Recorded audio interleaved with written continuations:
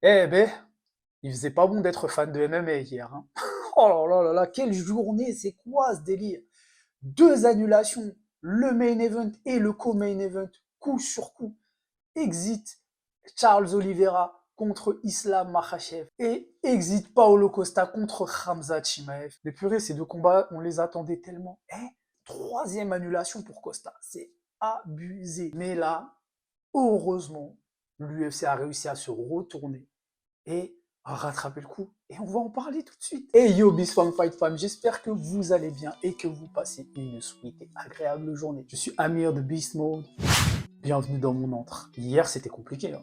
Les dépressifs sont passés à deux doigts de sauter par la fenêtre. Déjà qu'on n'avait pas eu à se mettre grand chose sous la dent niveau UFC, on a pris ça comme un coup de marteau, un coup de massue en pleine tête. Annulation, Charles Oliveira, qui est obligé de déclarer forfait à cause d'une blessure à l'arcade sourcilière. Mais regarde la blessure, s'il te plaît. Qu'est-ce que c'est que ça? Un coup de hache? Un coup de machette? Il a voulu se faire un lifting, le mec. Qu'est-ce qui s'est passé?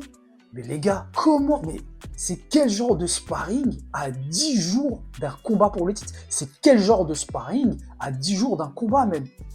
Levez le pied, les gars, c'est quoi ce délire?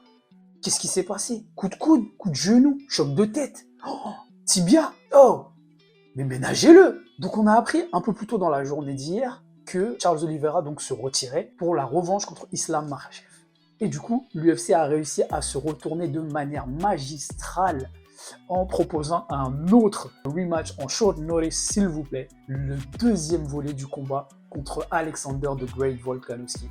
Alors d'un côté, ça déchire parce que enfin, ceux qui étaient restés sur leur faim et qui se disaient que vraiment Volkanovski avait livré une partition magnifique et avait donné du fil à retordre pour un affrontement dantesque à Islam, car c'était vraiment la première fois où Islam se retrouvait autant en galère dans l'octogone. Là, on va être servi pour le coup. Alors, ça se passe quand même à 10 jours du combat. La préparation va être compliquée, mais on espère très sincèrement que Alexander va donner tout ce qu'il a comme d'habitude et que ça va nous faire un match sublime. Et d'ailleurs, Islam l'a déjà prévenu. Merci d'avoir sauvé l'événement, mais après, ne viens pas te plaindre en disant que tu n'as eu que 10 jours pour te préparer. Oh là là, ça commence déjà. Donc là, l'affrontement pour le coup, franchement, ça donne envie de fou. Mais après, derrière, c'est pas comme s'il y avait personne chez les moins de 70. Pourquoi Alexander Volkanovski? Eh ben, l'UFC a proposé le combat à ni plus ni moins que Justin Highlight Gaethje. Le souci, c'est que Justin ne pouvait pas faire le poids en 10 jours. Et ça se comprend.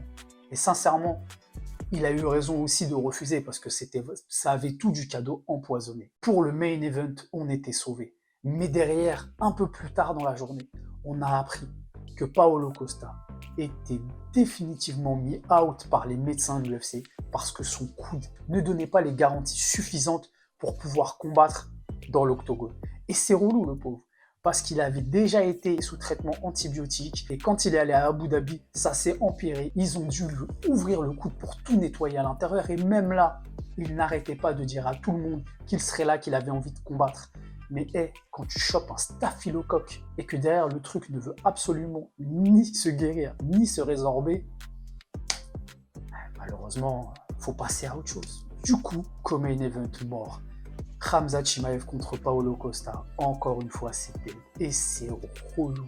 Paolo Costa, ça fait sa troisième annulation de fight. Déjà, son combat contre Robert Whittaker, on l'avait eu là, en travers de la gorge. Parce que là, pour le coup, c'était un banger de fou malade.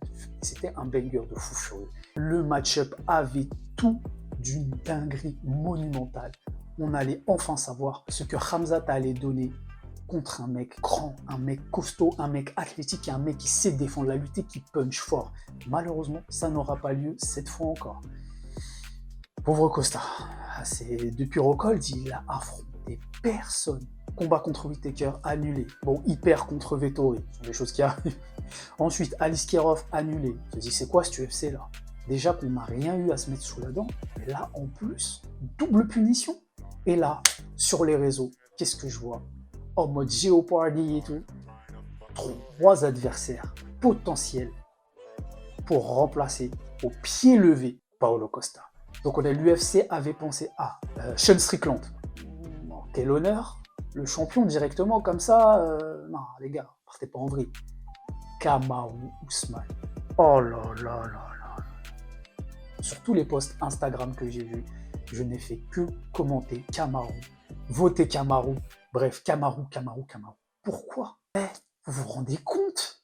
Non seulement Khamzat Chimaev, Kamaru est de nouveau sur les rails, on en parle encore une fois, parce que justement, par rapport à là, on rêvait de ce fight. Sincèrement, on ne voulait voir que ça, surtout à l'époque où Kamaru était encore champion ultra dominant, number one pound for pound. On se disait que là, ça allait donner vraiment un combat de malade. Il y en avait qui pensaient que Khamzat allait rouler sur Kamaru et d'autres, dont j'en faisais partie, que littéralement Kamaru allait donner une leçon, une éducative aux lutteurs tchétchènes. Et ce combat a disparu des radars parce que Khamzat n'arrivait plus à faire le poids et qu'il est monté direct en middleweight. Et là, réactualisation, on en parle encore une fois. Et hier, il devait être 22h30 ou je sais plus quelle heure il était exactement, j'étais sur Instagram et là d'un coup je vois c'est officiel, c'est parti, c'est signé, Khamzat Borth Chimaev contre Kamaru the Nigerian Nightmare Usman. Enfin. Et le vainqueur aura une surprise à la clé. Et quelle surprise! Dana White l'a confirmé qu'un title shot, et oui, le vainqueur, ira directement croiser le fer avec Sean Strickland ou le vainqueur de Strickland Adesanya si c'est re-signé derrière. Vous imaginez? Si Kamaru y gagne, il devient double champion, welter middle, ce serait incroyable. Et si Khamzat gagne, bah la hype elle aura pas du tout été usurpée et en finale et au final, le mec aura gagné sa ceinture. Mais on n'y est pas encore. En tout cas, l'opposition de style est incroyable. Kamaru, 1m83 pour rappel, plus de 90 kg hors combat.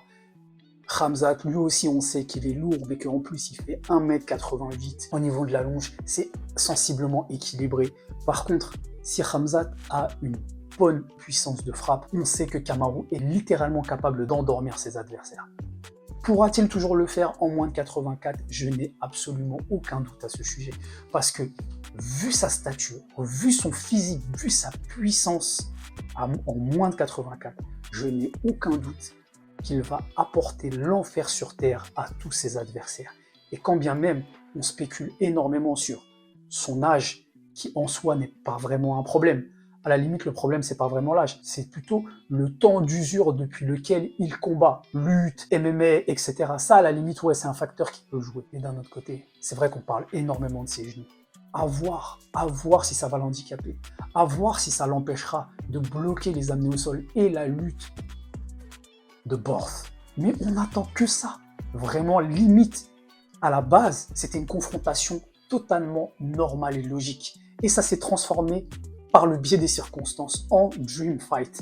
Dream Fight qui s'éloignait petit à petit, et que du coup, on imaginait ne plus jamais arriver. Et là, les circonstances font que c'est parti, let's go baby. Et qui sortira vainqueur de ces deux affrontements dantesques? D'un côté, entre Alexander the Great Volkanovski, qui combat pour sa legacy, pour avoir une autre ceinture dans la catégorie supérieure, et qui a prouvé qu'il pouvait totalement mettre en difficulté Islam Makhachev. Ou alors Islam Makhachev, protégé de Khabib Nurmagomedov, qui est champion, qui a déjà défendu sa ceinture avec brio contre Volkanovski et qui lui aussi a hâte de confirmer qu'il est le champion incontesté de cette catégorie. En plus, à Abu Dhabi, avec un public qui sera totalement acquis à sa cause. Et d'un autre côté, le co-main event, le magnifique co-main event, le super banger en puissance, ce combat qu'on n'attendait plus, que l'on n'attendait vraiment plus, qui nous a été livré sous notre sapin en avance et par colis express, entre The Nigerian Nightmare, à qui on offre la possibilité de rédemption dans la catégorie supérieure et qui là se battra clairement lui aussi pour une deuxième ceinture et pour la place du number one pound for pound, parce que s'il gagne la ceinture des middleweight, il redeviendra numéro 1 dans le cœur des fans et surtout dans le classement de l'UFC. Kamaru qui avait perdu son statut en l'espace de un high kick, un mauvais placement d'esquive du mauvais côté, sur un combat qu'il avait dominé de la tête et des épaules, a totalement changé la trajectoire de sa carrière. Et là, il a la possibilité de se racheter. Il a la possibilité de redevenir cauchemar ambulant que tout le monde craint. Et de l'autre côté, Khamzat Borth Chimaev, la confirmation et surtout la consécration. Et s'il bat Kamaru et que derrière il gagne la ceinture, il n'y aura plus rien à dire sur lui. Qu'on l'aime ou qu'on le déteste, il aura fait, il aura prouvé. Voilà, enfin, dis-moi tout dans les commentaires. Si tu n'es pas encore abonné à la chaîne, abonne-toi, active la cloche des notifications, comme ça tu sauras dès qu'une de mes nouvelles vidéos sera disponible. Lâche ton meilleur ground and pound sur le bouton like pour la force et le référencement et partage cette vidéo. Et puis nous, de toutes les manières, on se revoit très vite. Bis bang.